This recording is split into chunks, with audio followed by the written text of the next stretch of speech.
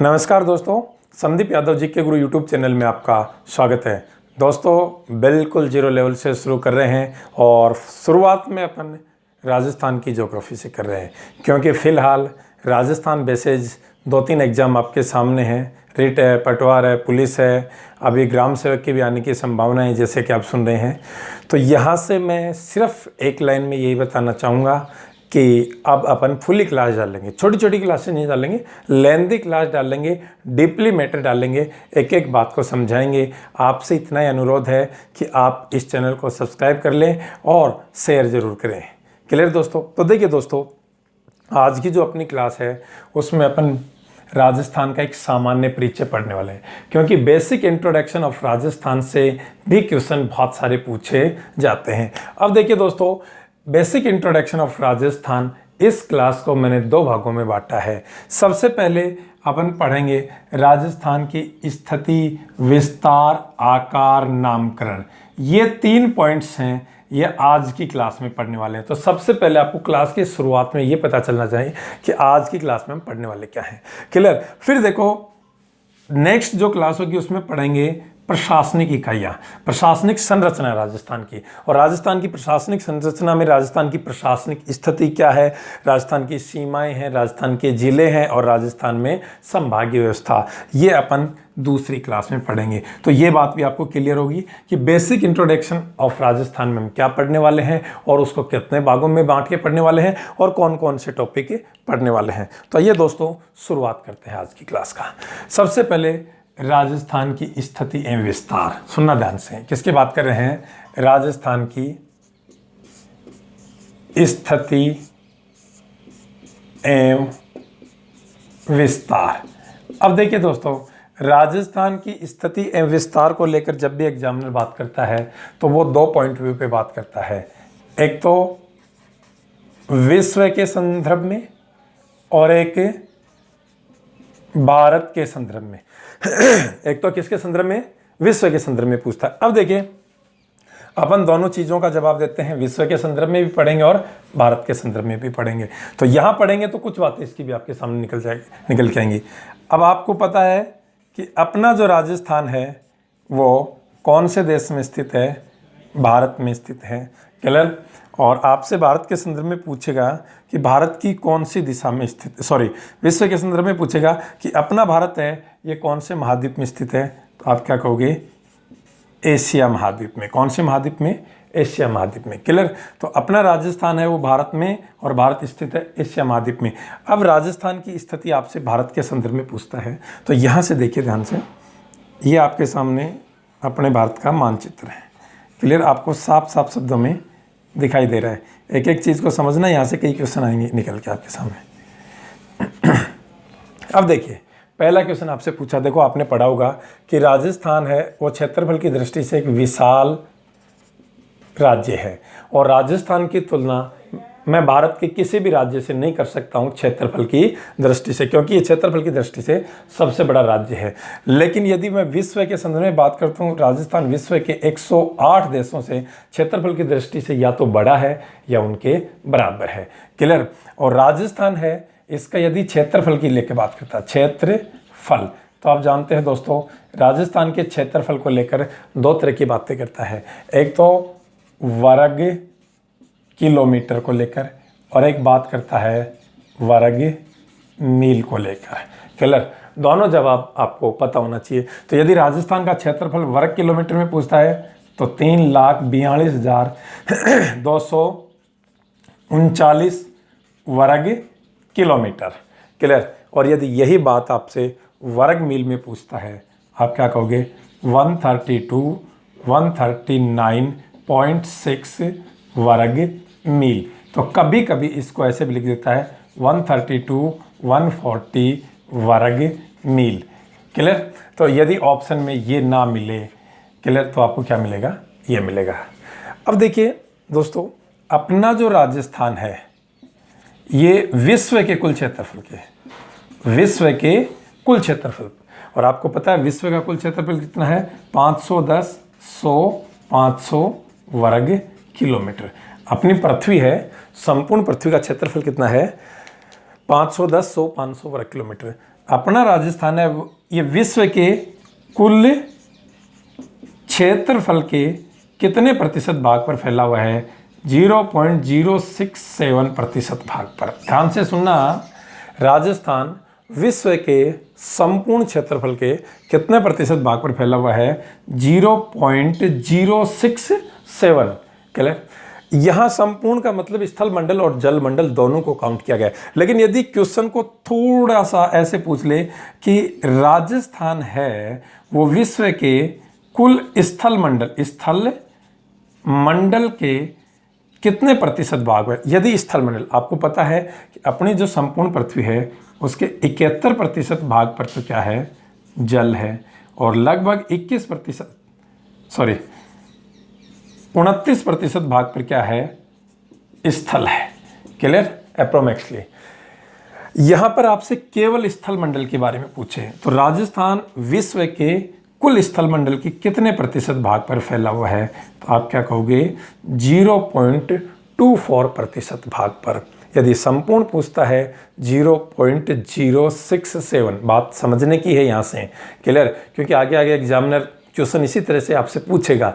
जो question routine में आ चुके हैं थोड़ा सा उनको अवॉइड करने की कोशिश करता है। और आप देख रहे हो लार्ज ऑफ नंबर स्टूडेंट्स जो एग्जाम्स में बैठने वाले हैं तो उनको थोड़ा सा किनारे करने के लिए एग्जामिनर इस तरह के क्वेश्चनों में घुसने की कोशिश कर सकता है। तो जैसा एग्जामिनर सोच सकता है उससे 2 कदम आगे अपन सोच के काम कर रहे हैं। क्लियर?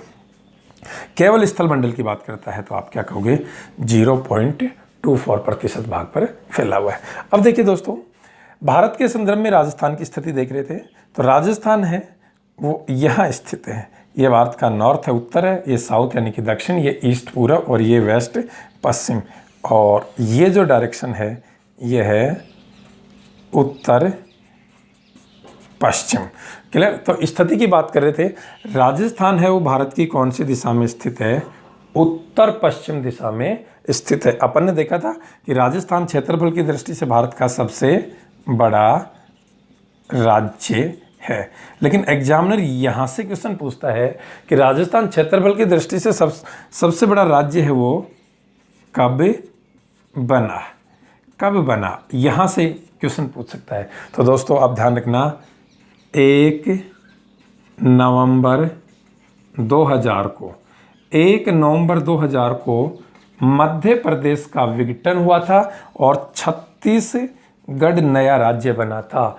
उस दिन राजस्थान क्षेत्रफल की दृष्टि से भारत का सबसे बड़ा राज्य बन गया था। क्लियर?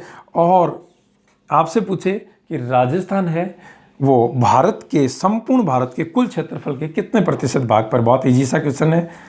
10.41% भाग पर फैला हुआ है जो सबसे बड़ा है। यही बात यदि राजस्थान के संदर्भ में जनसंख्या को लेकर कर लें तो देखो, जनसंख्या की दृष्टि से बहुत ही फ्लुएंटली और थोड़ा फास्ट बता रहा हूँ क्योंकि लेंथी क्लास होने वाली हैं, तो मैक्सिमम मैटर को मिनिमम टाइम में कवर करने के लिए सिर्फ अपन पढ़ाई से संबंधित बात करें, इसके अलावा कोई बात नहीं करें। ठीक है? जनसंख्या की दृष्टि से बात करता है तो आप क्या कहोगे? 7वां बड़ा राज्य है। क्लियर?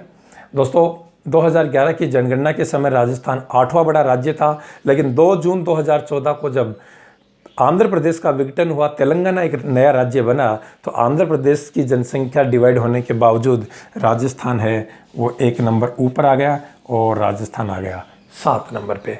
तो क्लियर? ध्यान से, तो जनसंख्या की दृष्टि से वर्तमान में 7वां बड़ा राज्य, लेकिन 2011 की जनगणना के समय 8वां बड़ा राज्य था। राजस्थान में भारत की कुल जनसंख्या का कितना प्रतिशत भाग निवास करता है? तो आप क्या कहोगे? 5.67% भाग निवास करता है। अपने राजस्थान में भारत की कुल जनसंख्या का कितना प्रतिशत भाग निवास कर रहा है? 5.67% भाग निवास करता है। तो ये एक बेसिक सा परिचय देखा है अपन ने विश्व के संदर्भ में और भारत के संदर्भ में। अब देखो इससे आगे की बातें करते हैं तो एक एक चीज़ को समझते चलो और सुनना ध्यान से। आप लोग जो भी नया क्वेश्चन हो आपके सामने या ऐसी बात हो जो नहीं समझ में आई है तो बिल्कुल कमेंट बॉक्स में लिख के ज़रूर पूछा करो। और यदि क्लास कैसी लगी, क्या है क्या नहीं है, वो सब चीज़ें कम से कम 1 मैसेज तो आप डाल ही सकते हैं, ठीक है, बिल्कुल। अब देखिए दोस्तों, स्थिति और विस्तार, दूसरा जो संदर्भ है वो है अक्षांश और देशांतरों के संदर्भ में। ये तो भारत और विश्व के संदर्भ में। एक पूछेगा आपसे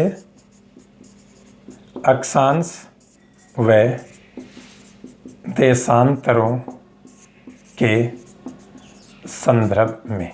यहां मैं एक बात आपको क्लियर करूंगा, अक्षांश रेखाएं, देशांतर रेखाएं कितनी होती हैं, कहाँ खींची गई, कब खींची गई, क्यों खींची गई, इनकी संख्या निर्धारण के आधार पर, क्लियर, इनकी उपयोगिता क्या है, महत्व क्या है, ये सब बातें अपन वर्ल्ड ज्योग्राफी में करेंगे।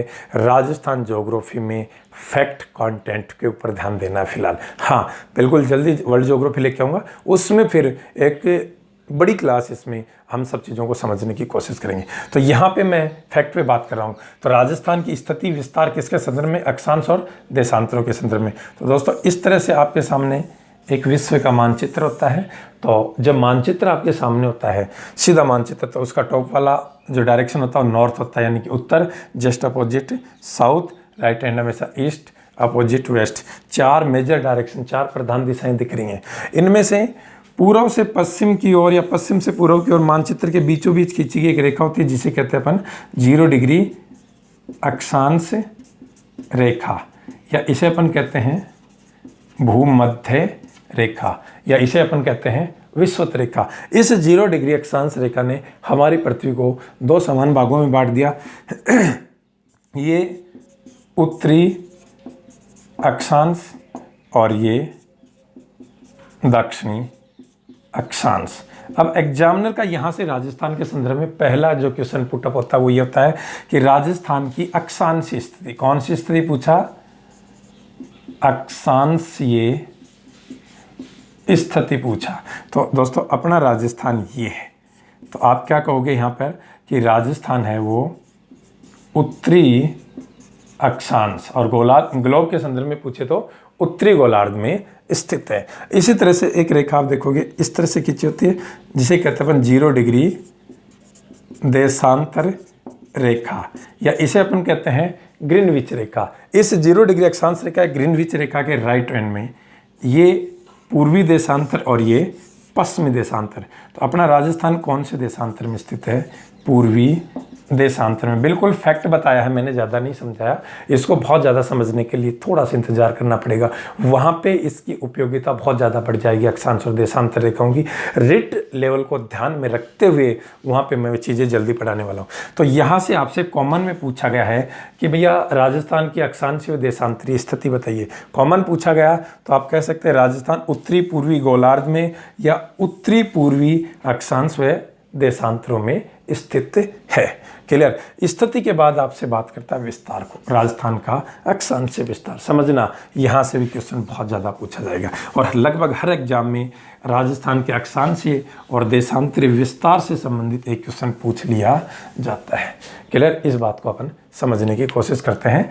ये देखिए आपके सामने ये अपने राजस्थान का मानचित्र है, समझने की कोशिश करो आप। ठीक है, ये आपके सामने अपने राजस्थान का मानचित्र है, आपने देखा होगा। तो जब भी आप मानचित्र देखते हो, मैंने बताया था कि यदि मानचित्र, सीधा मानचित्र आपके सामने है तो मानचित्र का टॉप वाला सिरा कौन सी दिशा होता है, नॉर्थ, उत्तर, just opposite south, right hand हमेशा east, just opposite west. 4 major directions आपको दिख रही हैं। इसके अलावा ये नॉर्थ ईस्ट, ये साउथ वेस्ट, ये नॉर्थ वेस्ट और ये साउथ ईस्ट। क्लियर। अब देखिए दोस्तों, पहले अपन राजस्थान के चारों पॉइंट्स को रिकॉग्नाइज कर लेते हैं, चारों पॉइंट्स को पहचान लेते हैं। आपसे पूछता है राजस्थान का उत्तर में अंतिम। अब राजस्थान का उत्तर में, बिल्कुल मैं आपसे बोल रहा हूँ, मैं ये प्रीमियर चलाऊंगा तो आपको ये चलता रहेगा। कोई भी नया क्वेश्चन हो बिल्कुल दिमाग में क्लिक करके और ज़रूर देखिए। राजस्थान का उत्तर में अंतिम, या तो पूछेगा स्थान, या पूछेगा तहसील, या पूछेगा जिला। ठीक है, तो राजस्थान का उत्तर में अंतिम जो जिला है वो है गंगानगर। राजस्थान के उत्तर में अंतिम तहसील भी कौन सी है? गंगानगर।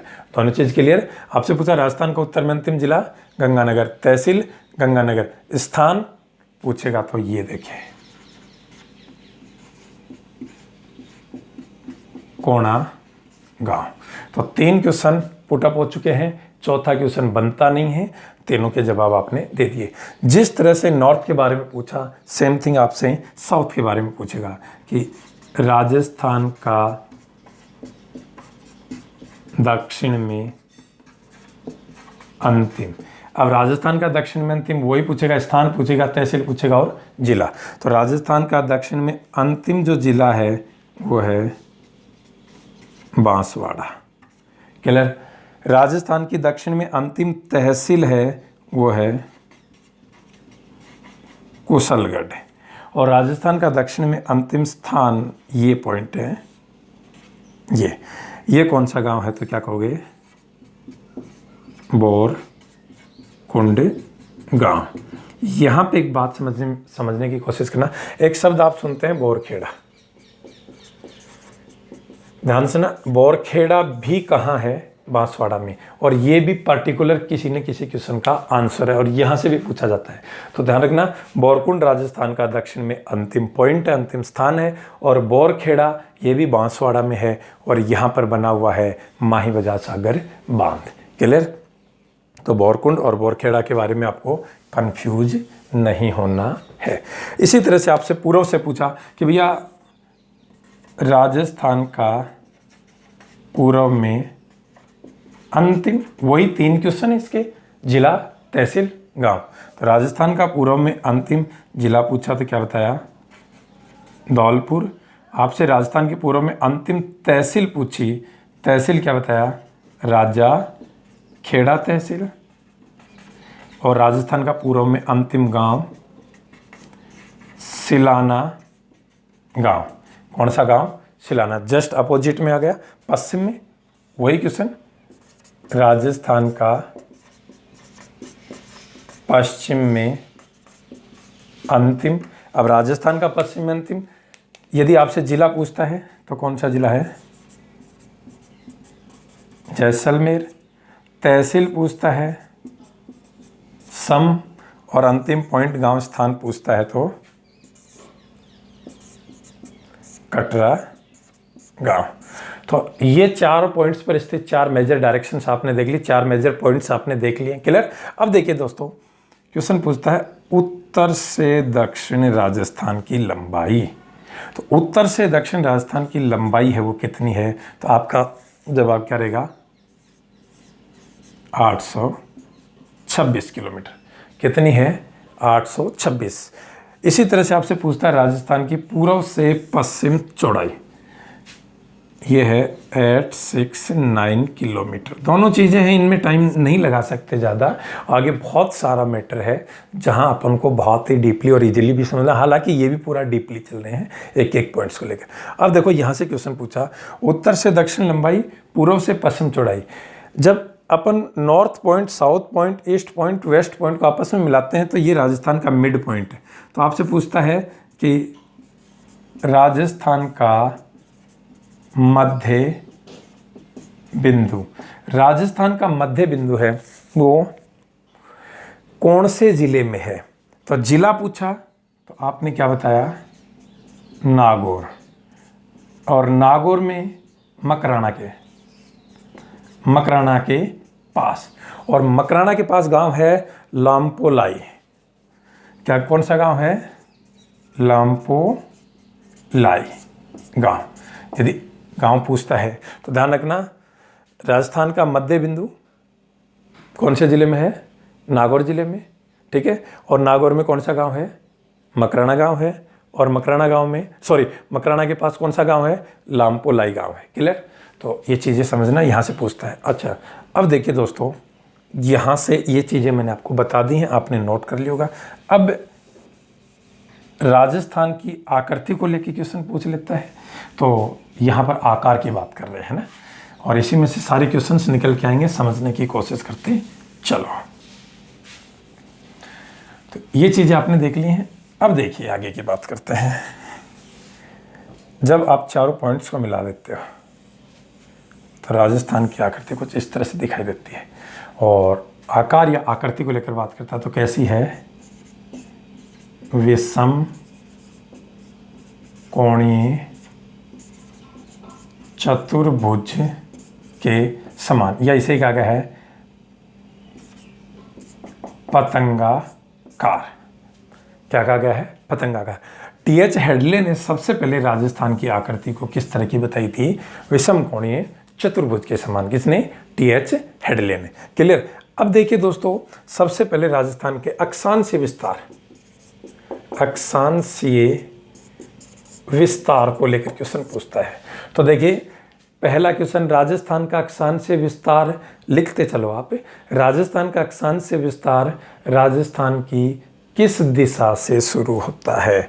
आप क्या कहोगे, दक्षिण दिशा से शुरू होता है। ठीक है, तो राजस्थान का अक्षांशीय विस्तार राजस्थान की कौन सी दिशा से शुरू हुआ, दक्षिण दिशा से शुरू हुआ। और आपको पता है राजस्थान का दक्षिण में अंतिम जिला बांसवाड़ा, अंतिम तहसील कुशलगढ़ और अंतिम गांव कटरा गांव। और कटरा गांव को जो अक्षांशीय रेखा छूती हुई निकल गई होगी, वहीं से राजस्थान का अक्षांशीय विस्तार शुरू हो जाता है। और ये जो रेखा है ये 23 डिग्री 03 मिनट उत्तरी अक्षांश रेखा है और यहीं से राजस्थान का अक्षांशीय विस्तार शुरू होता है। तो दोस्तों आपसे पूछा गया कि राजस्थान का अक्षांशीय विस्तार राजस्थान के कौन से दिशा से शुरू होता है, आपने जवाब दिया दक्षिण दिशा से।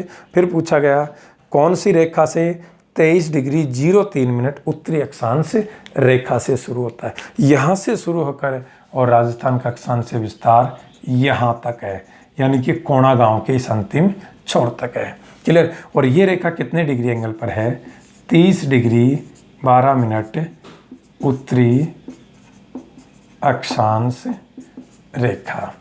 क्वेश्चन सीधा पूछता है कि राजस्थान का अक्षांशीय विस्तार किन दो रेखाओं के मध्य है। आपने क्या बताया, 23 डिग्री 03 मिनट उत्तरी अक्षांश रेखा से 30 डिग्री 12 मिनट उत्तरी अक्षांश रेखा के बीच है। क्लियर, दोनों चीजें दिख रही हैं आपको।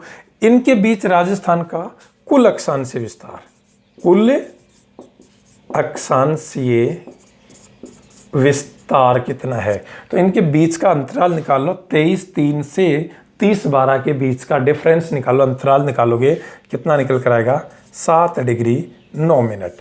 तो आपसे पूछा गया कि राजस्थान का कुल अक्षांशीय विस्तार कितना है, आपने उतना ही अच्छा जवाब दिया, 7 डिग्री 9 मिनट है। जिस तरह से अक्षांशीय विस्तार की बात की है उसी तरह से आपसे देशांतरीय विस्तार, राजस्थान का देशांतरीय विस्तार आपसे पूछे कितना है, तो राजस्थान का देशांतरीय विस्तार है। पहला क्वेश्चन पूछा किस दिशा से शुरू होता है, तो राजस्थान का देशांतरीय विस्तार ये राजस्थान की पश्चिम दिशा से शुरू होता है और ये राजस्थान की पश्चिम दिशा है। और पश्चिम में अंतिम जिला जैसलमेर, तहसील सम और गांव यहाँ पर आपने देखा कटरा गांव। और कटरा गांव को जो देशांतरीय रेखा छूकर गुजरी होगी वहीं से राजस्थान का देशांतरीय विस्तार शुरू हो जाता है। और ये कितने डिग्री एंगल पर खींची गई है, तो आप क्या कहोगे, 69 डिग्री 30 मिनट पूर्वी देशांतर रेखा, क्योंकि अपन ने देखा था राजस्थान पूर्वी देशांतर में स्थित है। यहाँ से शुरू होकर राजस्थान का अक्षांशीय विस्तार, देशांतरीय विस्तार यहाँ तक है, पूर्व में यहाँ तक। ये धौलपुर में अंतिम गांव सिलाना गांव तक है। ठीक है, और ये कितने डिग्री एंगल पर है, तो आप क्या कहोगे, देखो ये शुरू हो रहा है 69 डिग्री 30 मिनट पूर्वी देशांतर रेखा से 78 डिग्री 17 मिनट पूर्वी देशांतर रेखा के मध्य है। तो राजस्थान का देशांतरीय विस्तार है वो किन दो रेखाओं के मध्य है, 69 डिग्री 30 मिनट पूर्वी देशांतर रेखा से 78 डिग्री 17 मिनट पूर्वी देशांतर रेखा के बीच। इन दोनों रेखाओं के बीच राजस्थान का कुल देशांतरीय विस्तार कितना है, इसके बीच का डिफरेंस निकालोगे, अंतराल निकालोगे, तो कुल देशांतरीय विस्तार है वो 8 डिग्री 47 मिनट का आ जाएगा।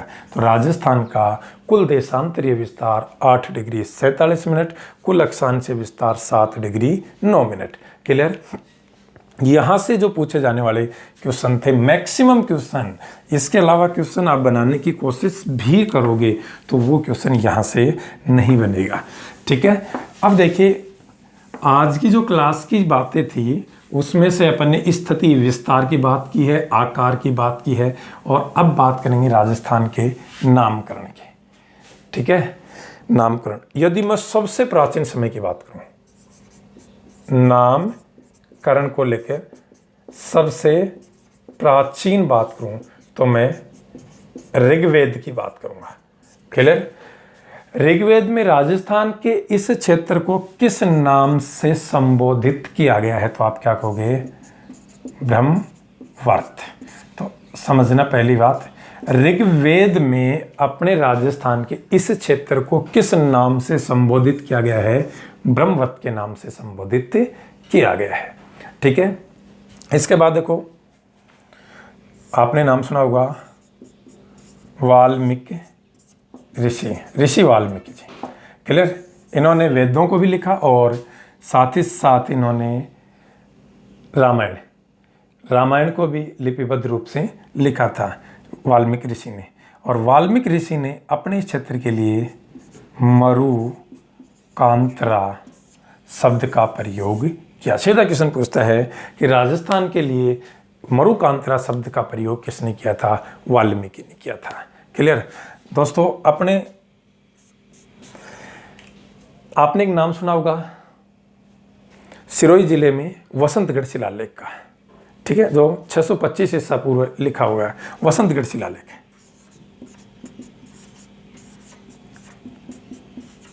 वसंतगढ़ शिलालेख कौन से जिले में है? सिरोही में। क्लियर? इस वसंतगढ़ शिलालेख में इस क्षेत्र के लिए किस शब्द का प्रयोग किया गया? राजस्थानिया द्वितीय शब्द का प्रयोग किया गया। तो पहली बार राजस्थान शब्द का प्रयोग हमें किस में मिलता है? वसंतगढ़ शिलालेख में मिलता है। क्वेश्चन पूछता है पहली बार राजस्थान शब्द का प्रयोग किस में मिला आपको? वसंतगढ़ शिलालेख में। कौन से जिले में है? सिरोही जिले में। ठीक है, इसके अलावा देखिए, आपने मध्य भारत की इतिहास, मध्य राजस्थान के इतिहास की बात करता हूं तो मोहनोत नैंसी का नाम सुना होगा। मोहनोत नैंसी, जिनकी कृति है नैनशिरी ख्यात। क्लियर? और इनकी इस कृति को राजस्थान के इतिहास का पहला ऐतिहासिक ग्रंथ माना जाता है। मोहनोत नैंसी ने इस क्षेत्र के लिए राजस्थान शब्द का प्रयोग किया। अब देखिए, ये चीज़ें थी जो प्राचीन समय में जो हमें प्रमाण मिलते हैं उन्हीं के आधार पर। दोस्तों, जिस तरह से राजस्थान के इतिहास के पितामह, आपने नाम सुना होगा। अच्छा, भारत के इतिहास के पितामह कौन है और भारत का पहला ऐतिहासिक ग्रंथ किसे माना जाता है? सुनो, भारत का पहला ऐतिहासिक ग्रंथ। ठीक है, जिस तरह से आप देखते हैं विश्व के इतिहास के पितामह हेरोडोटस को कहा जाता है। ठीक है, उसी तरह से भारत के इतिहास के जनक कौन कहलाते हैं? वेद व्यास। और वेद व्यास जी ने किसकी रचना की थी? महाभारत। अच्छा, यहाँ एक क्वेश्चन पूछ रहा हूँ, मेरे दिमाग में आ गया, और इस क्वेश्चन का जवाब आप ही दोगे, कमेंट बॉक्स में दोगे, मैं जवाब नहीं दूंगा। महाभारत है इसका प्राचीन, बहुत बार क्वेश्चन पूछा गया है, इसका प्राचीन नाम, महाभारत का प्राचीन नाम क्या था? ये बहुत बार पूछा गया है और कमेंट बॉक्स में आप इसका जरूर जवाब देंगे, मैं इंतजार करूंगा। क्लियर? तो देखिए, ये अपन ने देखा है कि इसी तरह से राजस्थान के इतिहास के पितामह कौन कहलाते हैं? Colonel James Tod.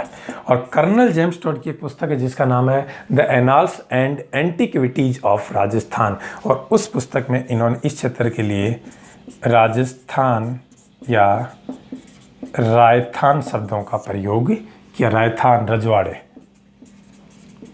क्लियर? तो कर्नल जेम्स टॉड ने अपनी पुस्तक the annals and antiquities of Rajasthan में इस क्षेत्र के लिए किस शब्द का प्रयोग किया? राजस्थान या रायथान। क्लियर?